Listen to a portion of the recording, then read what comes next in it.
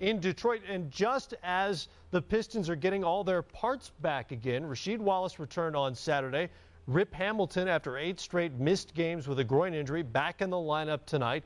Iverson's out there. All the components are there, and they lose. Well, that's been the problem. Because the one thing this team has not proven yet is that they can play consistent, efficient basketball with Allen Iverson, Rodney Stuckey, Rip Hamilton, Tayshaun Prince, and Rasheed Wallace on the court together. What they have shown is that when those guys are out, or a few of those parts are out, Allen Iverson's more comfortable because then he can just go be what he's always been, a guy that just goes and gets shots for himself. Stuckey was in that role. They carried the offense, Jalen, but they haven't shown any continuity whatsoever since Allen Iverson got there when they're all healthy on the court. Tonight, they get ripped back, and they score 78 points. So that's something that this team still has to prove.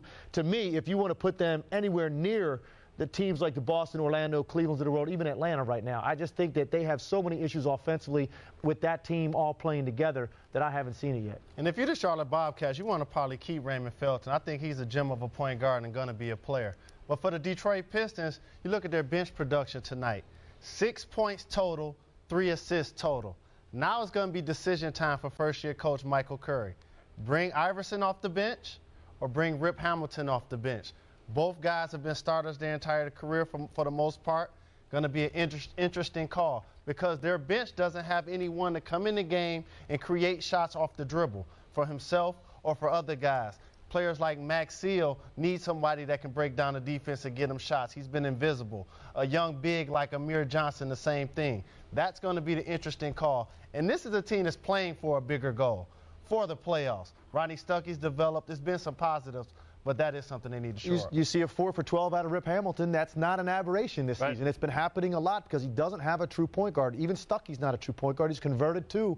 That's difficult on a guy that makes his living coming off screens. And Michael Curry has hinted that there could be changes afoot in terms of who's starting and who's not. And at some point, he's going to have a conversation with either Iverson or Rip Hamilton about one of them possibly coming off the bench, and maybe that changes up the chemistry a little bit. Chris Broussard, let's bring you back into the conversation.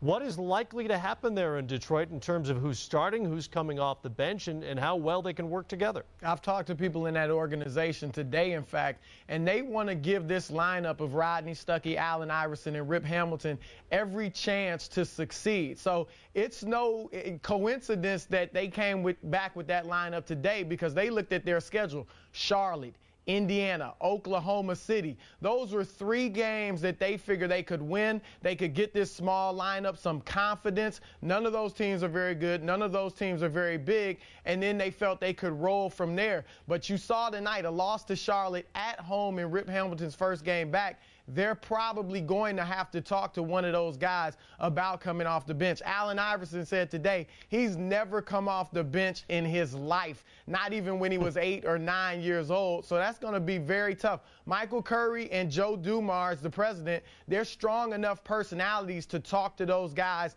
about coming off the bench, but how they handle it remains to be seen.